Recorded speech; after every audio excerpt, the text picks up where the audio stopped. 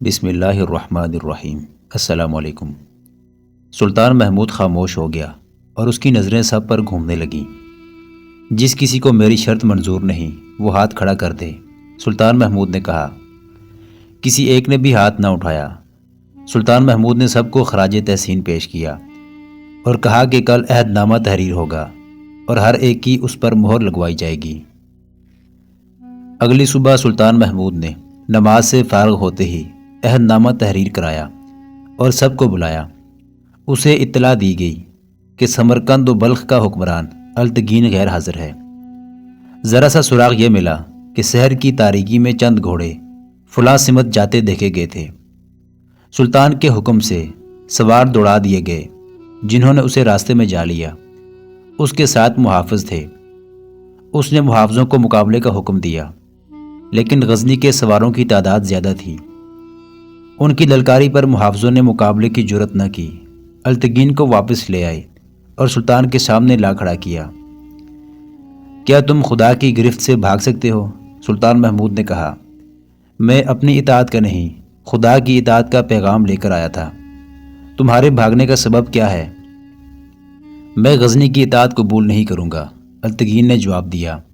سلطان محمود نے حکم دیا، اسے اسی وقت زنجیروں میں باندھ کر ہندوستان بھیج دو اور ملتان کے قلعے میں قید کر دو۔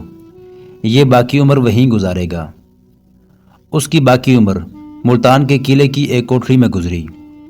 باقی سب نے عہد نامے پر دستخط کر دیے۔ سلطان محمود ابھی ادھر سے فارغ ہوا ہی تھا کہ اسے اطلاع دی گئی کہ اسرائیل سلجوقی آ گیا ہے۔ جیسا کہ بتایا جا چکا ہے، وہ سلجوقیوں کا بے تاج بادشاہ تھا۔ اس کا کوئی ملک نہیں تھا، لیکن چھوٹی موٹی ریاستوں پر اس کی دہشت طاری تھی۔ اس کی فوج کرائے پر لی جاتی تھی۔ سلجوقیوں کے علاوہ کئی اور خانہ بدوش اور جنگلوں میں رہنے والے قبائل اس کے ساتھ جا ملے تھے۔ اس طرح اس کے لشکر کی تعداد لاکھوں ہو گئی تھی۔ یہ ساری تعداد جنگجو تھی اور بے حد دلیر۔ اسرائیل سلطان محمود کو اپنی وفاداری پیش کرنے آیا تھا۔ وہ ایک بار سلطان محمود سے شکست کھا چکا تھا اور اس کی ایک بڑی ہی تباہ کن زمین دوز کارروائی ناکام ہو چکی تھی۔ اس نے دیکھ لیا تھا کہ سلطان محمود اب جو جنگی طاقت لایا ہے اس کا وہ مقابلہ نہیں کر سکے گا۔ سلطان محمود کی جنگی چالوں اور اس کی فوج کے قہر سے وہ پہلے ہی واقف تھا۔ وہ آیا تو وفاداری پیش کرنے تھا، لیکن اس دور کی کتاب طبقات ناصری میں لکھا ہے، وہ ترکمانیوں کے ایک دستے کے آگے آگے آ رہا تھا۔ اس نے اپنے سر پر ٹوپی ٹیڑھی رکھی ہوئی تھی جو اس کی رعونت اور شجاعت کا اظہار کرتی تھی، اور اس کی گردن اکڑی ہوئی تھی جیسے وہ کسی سے ڈرنے والا نہیں۔ اسی تحریر میں اس کے متعلق لکھا ہے، وہ جب کسی کے تعاقب میں ہوتا یا کسی کے خلاف لڑ رہا ہوتا تو وہ طوفانی بگولے اور کڑکتی ہوئی گھٹا کی مانند ہوتا تھا۔ اس کے مقابلے میں جو آتا وہ ہمیشہ کے لیے مٹ جاتا تھا۔ فضا میں اڑتا ہوا کوئی پرندہ اور جنگل میں دوڑتا کوئی ہرن اس کے تیر سے بچ کر نہیں جا سکتا تھا۔ وہ سلطان محمود سے ملا۔ سلطان محمود نے اس کے ساتھ وہی باتیں کی جو وہ دوسروں سے کر چکا تھا۔ اسرائیل نے سلطان کی اطاعت قبول کر لی۔ جب سلطان نے اس سے پوچھا کہ وہ کتنی فوج دے سکتا ہے تو اس نے جو جواب دیا وہ لفظ بلفظ تاریخ میں محفوظ ہے۔ مشہور مورخ گبن نے لکھا ہے، اسرائیل نے اپنی ترکش سے ایک تیر نکال کر سلطان محمود کو دیا اور کہا، اگر آپ یہ تیر شمال کی طرف چھوڑ دیں تو 50,000 ترکمانی جنگجو آپ کے پاس آ جائیں گے۔ اگر آپ کو مزید فوج کی ضرورت ہو تو دوسرا تیر کوہ بلخان کی طرف چھوڑ دیں تو 50,000 مزید لشکر گھوڑوں پر سوار ہو کر آپ کے پاس آ جائے گا۔ سلطان محمود نے اسے کہا، اگر مجھے آپ کی ساری فوج کی ضرورت پڑے تو؟ اسرائیل نے کہا، میری کمان اپنے قاصد کے ہاتھ بھیج دیں جو وہ تمام علاقے میں دکھا کر واپس آ جائے۔ آپ کے پاس 2 لاکھ فوج آ جائے گی۔ سلطان محمود کو اسرائیل کی نیت پر کچھ شک ہوا۔ دوسرے مورخین جن میں گردیزی گزیدہ، ابن الاسیر اور ایک کتاب مجموعۃ الانساب قابل ذکر ہے، اس واقعے پر متفق ہیں۔ ان سے شہادت ملتی ہے کہ سلطان محمود نے اسرائیل کو اس کے خیمے میں بھیج دیا اور اس کی خاطر تواضع کا حکم دیا۔ وہ چلا گیا تو سلطان نے اسرائیل کے متعلق مزید معلومات فراہم کی۔ قدر خان نے بتایا کہ سلجوقی سب کے لیے مصیبت بنے ہوئے ہیں، ان سے وفاداری کی توقع نہیں کی جا سکتی۔ سلطان کے اپنے سالار ارسلان جاذب نے بھی سلطان کو بتایا کہ سلجوقی کسی اخلاق اور ضابطے کے پابند نہیں۔ خود سلطان محمود اسرائیل کا انداز اور اس کی ٹیڑھی ٹوپی دیکھ کر شک میں پڑ گیا تھا۔ اس نے حکم دیا کہ اسرائیل کو گرفتار کر کے کشمیر کے قلعہ کالنجر میں قید میں ڈال دیا جائے۔ اسی وقت اسرائیل کے ہاتھوں میں ہتھکڑیاں اور پاؤں میں زنجیریں ڈال کر کشمیر کو روانہ کر دیا گیا۔ مورخوں کے مطابق وہ 7 سال اس قلعے میں رہ کر وہیں مر گیا۔ اس نے ایک بار فرار کی کوشش کی تھی، قلعے سے نکل بھی گیا، لیکن برفانی علاقے میں دور نہ جا سکا اور پکڑا گیا۔ اسے جب زنجیریں ڈال کر لے جایا جانے لگا تو اس کے ساتھ ترکمانیوں کا جو دستہ آیا تھا وہ قریب ہی کھڑا تھا۔ اسرائیل سلجوقی نے بلند آواز سے اپنے دستے سے کہا، تمہارا فرض ہے کہ غزنی کی اینٹ سے اینٹ بجا دو۔ سلطان محمود نے کسی وقت سلجوقیوں سے وعدہ کیا تھا کہ وہ انہیں آزاد زمین دے گا۔ اب اس نے حکم دیا کہ سلجوقیوں کو دریائے جہون اور دریائے زارفشاں کے درمیان کا علاقہ دے دیا جائے اور انہیں فوراً یہاں لایا جائے۔ چنانچہ سلجوقیوں کے 4000 کنبے اس خطے میں آ گئے۔ ان کے آنے تک سلطان محمود وہیں رہا۔ اس نے ترکمانیوں اور ترکستانیوں کو الگ کر لیا اور انہیں کہا کہ وہ غزنی کی فوج میں آ جائیں۔ مورخ لکھتے ہیں کہ یہ پہلا موقع تھا کہ ترکمان اور ترکستان کے لوگوں نے سلطان محمود کو دیکھا اور اس کی باتیں سنی۔ سلطان نے اپنی فوج کے بہت سے آدمیوں کو اس کام پر لگا دیا تھا کہ وہ ان لوگوں میں اٹھے بیٹھے ہیں اور انہیں بتائیں کہ سلطان محمود کا عزم اور ایمان کیا ہے۔ اس کا نتیجہ یہ ہوا کہ بہت سے ترکستانی اور ترکمانی غزنی کی فوج میں شامل ہو گئے۔ سلطان محمود کی یہ مہم کامیاب رہی۔ اب وہ سکون سے ہندوستان کے متعلق سوچ سکتا تھا۔ ہندوستان کے مغربی ساحل پر صوبہ گجرات واقع ہے۔ اس کا ایک مشہور شہر کاٹھیا واڑ بالکل ساحل پر ہے۔ اس کے 70 میل جنوب میں سومناتھ کا شہر ہے۔ وہاں بھارتی حکومت نے آزادی کے بعد ایک مندر تعمیر کیا ہے جو ایک بہت بڑے قدیم مندر کے کھنڈرات پر کھڑا ہے۔ سلطان محمود غزنوی کے زمانے میں اس ساحلی علاقے میں بہت سے مسلمان آباد تھے۔ اسی علاقے میں احمد آباد شہر ہے جسے آج بھی ہندو چھوٹا پاکستان کہتے ہیں۔ یہاں مسلمانوں کی قتل و غارت ہوتی ہی رہتی ہے۔ 1969 عیسوی میں یہاں ہزاروں مسلمانوں کو ہندوؤں نے شہید کر دیا تھا۔ ان کے بچوں کو زندہ جلایا اور مسلمان خواتین کی آبرو ریزی وسیع پیمانے پر کی تھی۔ احمد آباد مسجدوں کی بدولت زیادہ مشہور ہے۔ کراچی اور اس سے نیچے تمام ساحلی علاقے میں مسلمان آبادی اکثریت میں رہی ہے۔ ابتدا میں یہ مسلمان عرب سے محمد بن قاسم کے ساتھ آئے تھے۔ ان میں کچھ یہیں آباد ہو گئے۔ سومناتھ اس زمانے میں اور بہت عرصہ بعد تک مشہور و مقبول بندرگاہ رہی ہے۔ عرب تاجروں کے بحری جہاز اسی بندرگاہ میں لنگر انداز ہوا کرتے تھے۔ ہندوستان سے ان کی تجارت یہیں سے ہوتی تھی۔ آہستہ آہستہ یہاں مسلمانوں کی آبادی بڑھتی گئی۔ سلطان محمود کے زمانے میں بھی یہاں مسلمان آبادی خاصی تھی۔ سومناتھ بہت بڑا مندر تھا۔ تمام ہندوستان سے ہندو یہاں آتے تھے۔ یہاں کا مہاراجہ کنور رائے تھا جو مسلمانوں پر بہت ظلم کرتا تھا۔ ایک روایت یہ بھی ہے کہ ہر صبح ایک مسلمان کو سومناتھ کے مندر کے دروازے پر ذبح کیا جاتا تھا۔ 2 مورخوں نے لکھا ہے کہ ہر روز نہیں بلکہ ہر چاند کی پہلی رات ایک مسلمان کو پکڑ کر سومناتھ کے دروازے پر قربان کیا جاتا اور اس کے خون سے بتوں کے پاؤں اور مندر کی دہلیز دھوئی جاتی تھی۔ یہاں ضروری معلوم ہوتا ہے کہ سومناتھ کے متعلق جو تفصیلات مختلف کتابوں میں آئی ہیں بیان کر دی جائیں۔ یہ دلچسپ بھی ہیں اور ان سے ہندو مت کو سمجھنے میں بھی مدد ملتی ہے، بلکہ ان معلومات سے ہندوؤں کا مذہب بے نقاب ہو کر اصل روپ میں سامنے آ جاتا ہے۔ یہ سراغ کہیں سے بھی نہیں ملتا کہ سومناتھ کا مندر کب تعمیر ہوا اور کس نے تعمیر کیا تھا۔ ہندوؤں کی کتابوں میں یہ روایت ملتی ہے اور اسے ہندو اپنے مذہب کا حصہ سمجھتے ہیں کہ چاند دیوتا نے ایک برہمن پرجاپتی کی بیٹیوں کے ساتھ شادی کی۔ بیٹیوں کی تعداد کا کچھ پتہ نہیں۔ ان میں راہنی نام کی بیٹی سب سے زیادہ خوبصورت تھی۔ چاند دیوتا اس کو زیادہ چاہتا اور اس کی نظر کرم اس پر تھی۔ پرجاپتی نے چاند دیوتا سے کہا کہ وہ اس کی سب بیٹیوں کے ساتھ ایک جیسا سلوک کرے۔ چاند دیوتا نہ مانا۔ پرجاپتی نے اسے بد دعا دی جس سے چاند دیوتا کوڑی ہو گیا۔ اس روایت سے یہ ثابت کیا گیا کہ برہمن اتنی اونچی ذات ہے جو دیوتاؤں پر بھی حکم چلا سکتی ہے۔ بہرحال چاند بہت پچھتایا، لیکن ایک برہمن کی بددعا واپس نہیں ہو سکتی تھی۔ البتہ پرجاپتی آدھے چاند دیوتا کو اس کی سزا سے آزاد کر سکتا ہے۔ شرط یہ ہے کہ چاند دیوتا زمین پر ایک جگہ مہادیو کی نشانی کھڑی کرے۔ ہندوؤں کے مذہبی کتابوں میں یہ شرط جس طرح بیان کی گئی ہے وہ اتنی فحش اور اتنی ننگی ہے کہ ہم اسے اشاروں میں بھی بیان نہیں کر سکتے۔ تصور فرمائیے کہ یہ تفصیلات ہندوؤں کی مذہبی کتابوں میں لکھی ہیں اور اپنے مذہب کو ہندو مقدس کہتے ہیں۔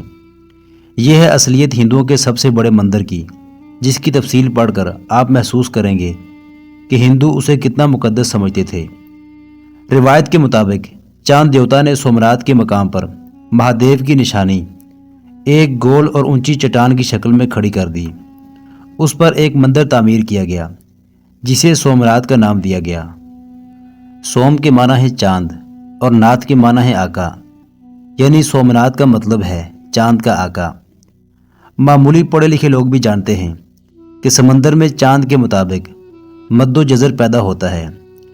اس دوران سمندر ساحل کی طرف لپکتا ہے اور موجیں ساحل سے ٹکراتی ہیں۔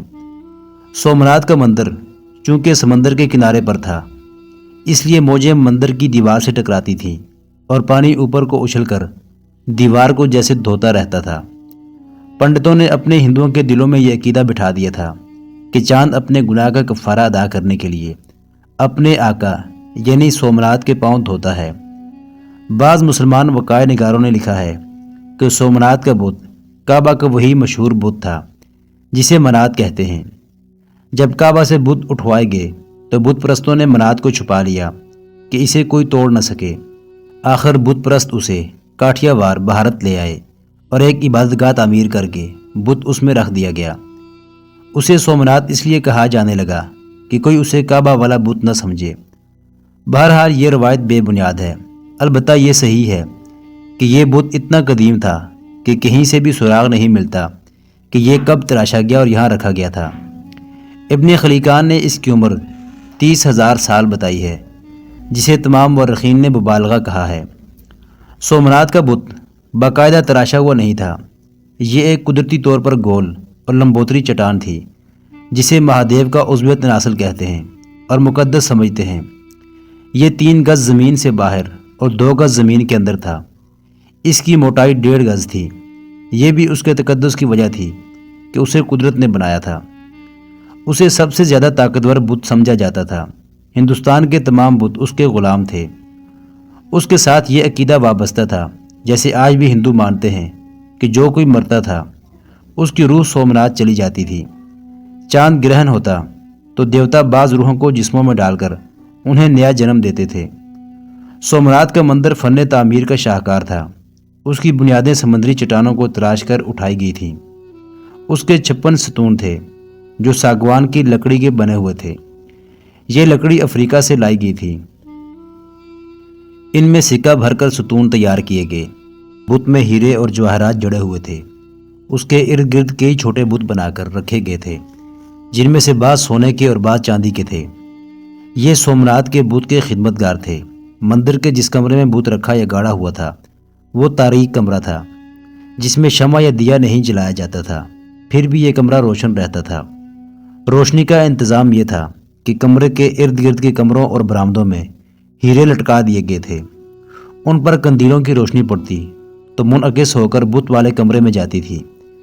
چونکہ اس روشنی میں ہلکے ہلکے رنگ ہوتے تھے جو ہیروں کے تھے، اس لیے اس روشنی میں طلسماتی تاثر تھا۔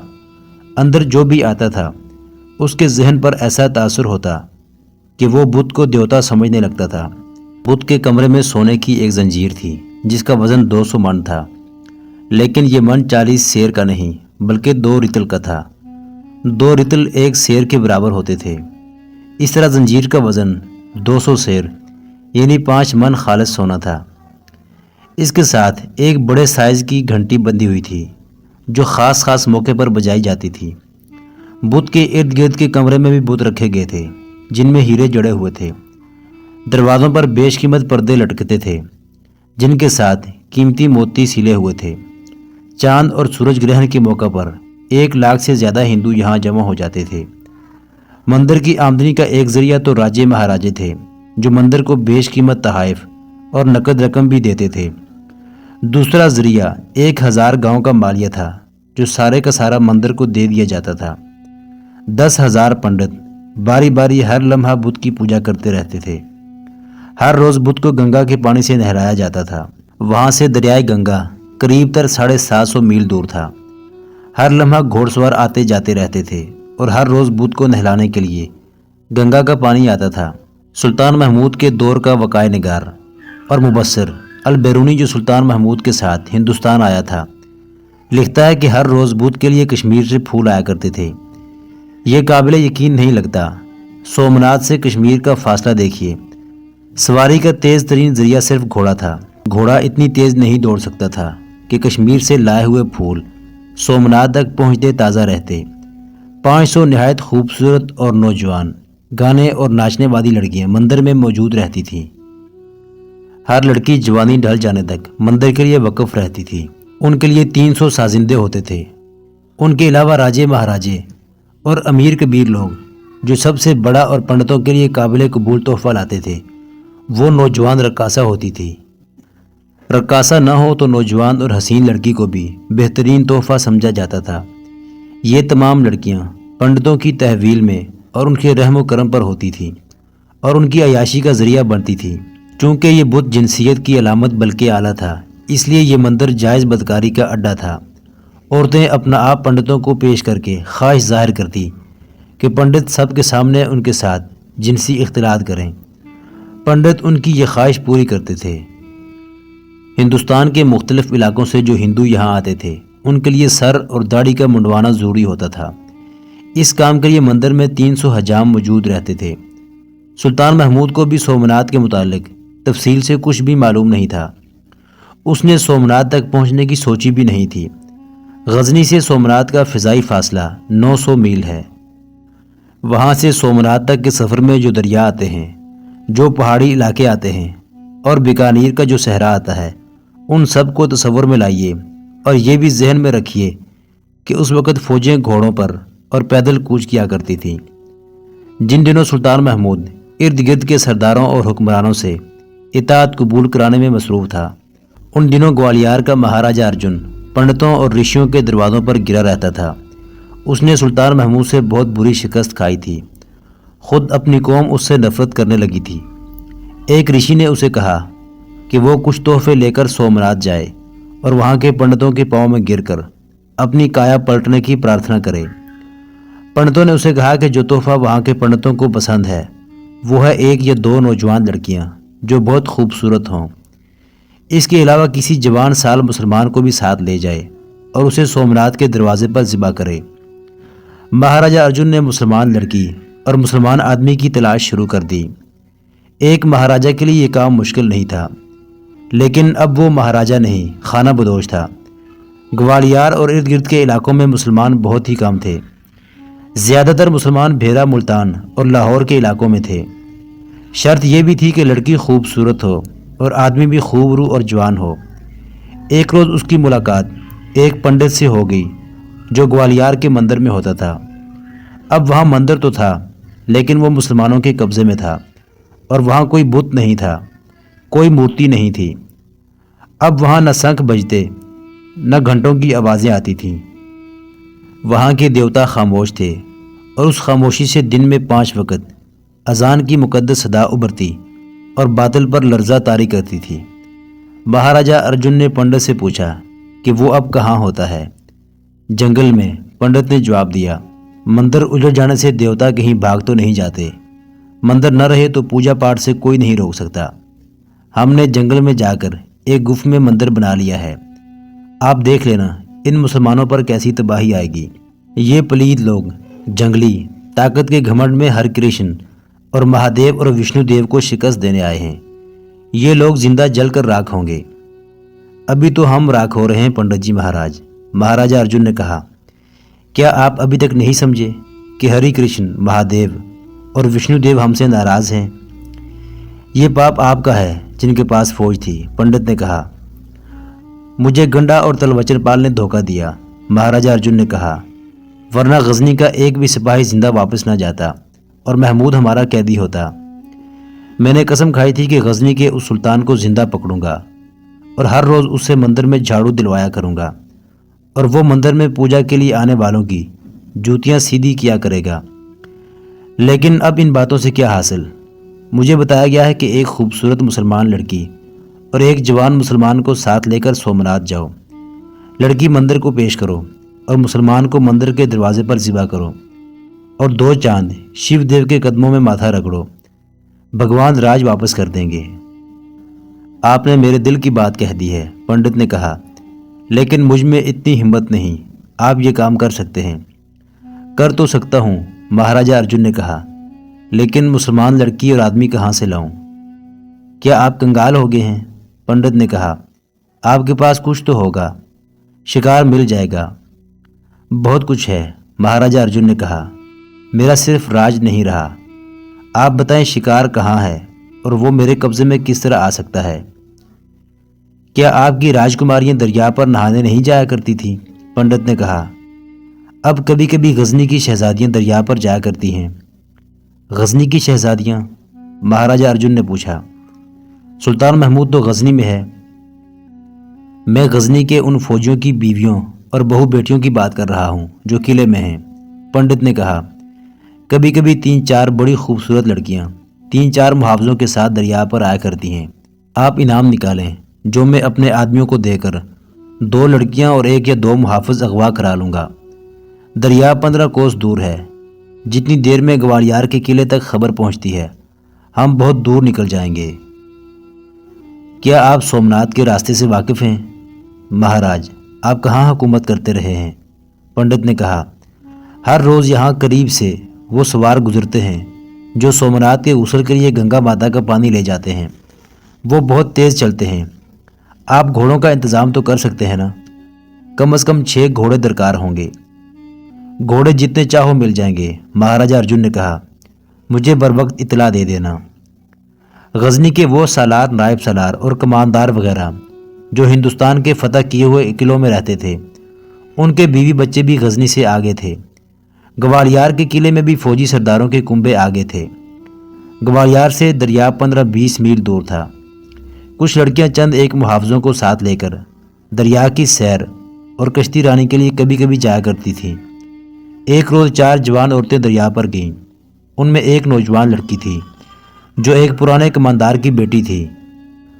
اس کا نام شگفتہ تھا اور اس کی ابھی شادی نہیں ہوئی تھی۔ ان کے ساتھ 4 محافظ بھی تھے۔ ان کے اور عورتوں کے گھوڑوں کی تعداد 8 تھی۔ ایک جگہ دریا کے کنارے جنگل گھنا، ہرے سرکنڈے اور جھاڑیاں بھی تھیں۔ عورتیں اس گھنی ہریالی کی اوٹ میں ہو گئیں۔ وہ نہانا چاہتی تھیں۔ چاروں محافظ گھوڑوں سے اتر کر کچھ دور جا کر بیٹھ گئے۔ ایک آدمی جو دیہاتی لگتا تھا گھبراہٹ کے عالم میں محافظوں کے پاس دوڑتا ہوا آیا اور خوف سے کانپتی ہوئی آواز میں کہنے لگا کہ 3 آدمی اس کی بیوی کو اس سے چھین کر لے گئے ہیں۔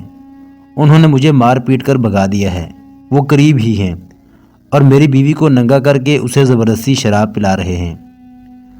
آپ مسلمان ہیں مہاراج؟ اس آدمی نے کانپتے ہوئے کہا۔ ہمارے عزت کے رکھوالے آپ ہیں۔ چاروں محافظ اٹھ دوڑے۔ وہ ذرا دور چلے گئے تو 5-6 آدمی جن کے چہرے صافوں میں چھپے ہوئے تھے مسلمان عورتوں پر ٹوٹ پڑے۔ انہوں نے کماندار کی بیٹی کو اٹھا لیا۔ عورتوں نے چیخو پکار کی تو محافظ واپس دوڑے۔ جب وہ گھنے سرکنڈوں اور جھاڑیوں میں آئے تو گھات میں چھپے ہوئے ہندوؤں نے 3 کے پہلوں میں برچھیاں اتار دیں اور ایک کو دبوچ لیا۔ ذرا ہی دیر بعد 8 گھوڑے سرپٹ دوڑتے جنگل میں دور نکل گئے۔ ایک گھوڑے پر مہاراجہ ارجن شگفتہ کو آگے بٹھائے سوار تھا۔ ایک بار ایک جوان سال محافظ ناصر الدولہ بندھا ہوا تھا اور ایک گھوڑے پر پنڈت سوار تھا، اور باقی 5 پر پنڈت اور مہاراجہ ارجن کے وہ آدمی سوار تھے جنہوں نے شگفتہ اور ناصر الدولہ کو اغوا کیا اور 3 محافظوں کو قتل کیا تھا۔ ان 5 آدمیوں کو نقد انعام پیش کیا گیا تھا، لیکن انہوں نے یہ کہہ کر انعام قبول نہیں کیا تھا کہ وہ بھی سومناتھ کی پوجا کے لیے مہاراجہ ارجن کے خرچ پر جائیں گے۔ گوالیار قلعے میں باقی 3 عورتیں 15-20 میل پیدل چل کر پہنچی۔ اس وقت تک مہاراجہ ارجن بہت دور نکل گیا تھا۔ قلعے میں کسی کے وہم و گمان میں بھی نہیں آ سکتا تھا کہ مہاراجہ ارجن اتنی سنگین واردات کر گیا ہے۔ اس نے 2 روز پہلے قلعے کے سالار قلعے دار کو بتایا تھا کہ وہ سومناتھ کی پوجا کے لیے جا رہا ہے۔ سالار نے اسے اجازت دے دی تھی۔ اس کے متعلق سب کو یہی معلوم تھا کہ 2 روز ہوئے وہ سومناتھ کے سفر پر روانہ ہو چکا ہے۔ شام تک پنڈت کی رہنمائی میں وہ اس راستے پر پہنچ گئے جس راستے سومناتھ کو گنگا کا پانی جایا کرتا تھا۔ انہیں پانی لے جانے والے سوار مل گئے۔ دوسرے دن شگفتہ اور ناصر کو کھول کر مہاراجا ارجن نے بتایا کہ ان کا تڑپنا بیکار ہے اور وہ خاموشی اور اطمینان سے ان کے ساتھ رہیں۔ ان دونوں کے پوچھنے پر بھی انہیں نہ بتایا گیا کہ انہیں کہاں لے جایا جا رہا ہے۔ 20 روز بعد وہ سومناتھ پہنچ گئے۔ مہاراجا ارجن اور پنڈت نے ناصر اور شگفتہ کو مندر کے بڑے پنڈت کے سامنے کھڑا کر کے اس کے پاؤں چھوئے اور اسے بتایا کہ وہ اس لڑکی کو مندر کے لیے اور آدمی کو شیو دیو کی قربانی کے لیے لائے ہیں۔ ناصر ان لوگوں کی زبان سمجھتا تھا، شگفتہ نہیں سمجھتی تھی۔ اس نے فارسی زبان میں ناصر سے پوچھا کہ یہ لوگ کیا کہہ رہے ہیں۔ ناصر نے اسے بتا دیا۔ شگفتہ خوف زدہ ہونے کی بجائے فارسی میں بڑے غصے میں بولنے لگی۔ بڑے پنڈت نے ناصر سے پوچھا کہ یہ لڑکی کیا کہہ رہی ہے۔ یہ کہہ رہی ہے کہ میں تمہارے شیو دیو پر اللہ کی لعنت بھیجتی ہوں، ناصر نے جواب دیا، اور یہ کہہ رہی ہے کہ ہم نے تمہارے بہت سے دیوتا اپنے پاؤں تلے مسل ڈالے ہیں، اور یہ کہہ رہی ہے کہ تمہارے بہت سے دیوتاؤں کے بتوں کو ہم نے غزنی میں لے جا کر توڑا تھا اور ان کے ٹکڑے گھوڑ دوڑ کے میدان میں بکھیر دیے تھے۔ یہ تمہارے مندر میں نہیں رہنا چاہتی، اسے کہو کہ ہمارے مذہب کی توہین نہ کرے، بڑے پنڈت نے کہا، ورنہ شیو دیو اپنی توہین کا انتقام غزنی کو تباہ کر کے لیں گے۔ تمہارے پتھر کے دیوتا ہمارے خدا کا مقابلہ کریں گے، ناصر نے کہا، ہم دونوں تمہارے قیدی ہیں، ہم بے بس ہیں، ہمارا خدا بے بس نہیں، وہ پتھر کا بت نہیں، اس کے انتقام سے بچو پنڈت۔ شگفتہ بےتاب ہو کر ناصر سے پوچھتی تھی کہ کیا باتیں ہو رہی ہیں۔ ناصر نے اسے بتایا تو وہ اس قدر غصے سے بولنے لگی کہ اس کے منہ سے تھوک اڑ اڑ کر پنڈت کے منہ پر پڑنے لگا۔ وہ ان پر لعنتیں بھیج رہی تھی۔ ارجن مہاراج، پنڈت نے مہاراجا ارجن سے کہا، یہ دونوں ڈرنے کی بجائے ہم پر برس رہے ہیں، کیا انہیں یہ امید ہے کہ ہم ان سے ڈر کر انہیں چھوڑ دیں گے؟ ہم صرف خدا سے ڈرتے ہیں پنڈت، ناصر نے کہا، موت سے ہم ڈرنے والے ہوتے تو غزنی میں ہی بیٹھے رہتے۔ ہم اپنے اللہ اور اس کے رسول صلی اللہ علیہ وسلم کا پیغام سنانے اور اس پیغام پر اپنی جان قربان کرنے کے لیے آئے ہیں۔ ہم جانتے ہیں کہ ہم یہاں بے بس ہیں، کچھ نہیں کر سکتے، لیکن ہم خوش ہیں کہ ہم اللہ کی راہ میں قربان ہو رہے ہیں۔ میری جان کی قربانی سے آپ کو کچھ حاصل نہیں ہوگا، میری قربانی اللہ کے حضور جائے گی۔ محترم ناظرین، سلطان محمود غزنوی کی تاریخ پر مشتمل سیریز دیکھنے کے لیے چینل کو سبسکرائب ضرور کر لیں۔ گزشتہ اقساط دیکھنے کے لیے چینل پر پلے لسٹ کا وزٹ کریں۔ ویڈیو کو لائک اور شیئر ضرور کیجیے۔ آج کی قسط کے بارے میں کمنٹ باکس میں اپنی رائے سے آغاز ضرور کریں۔ اللہ آپ کا حامی و ناصر ہو۔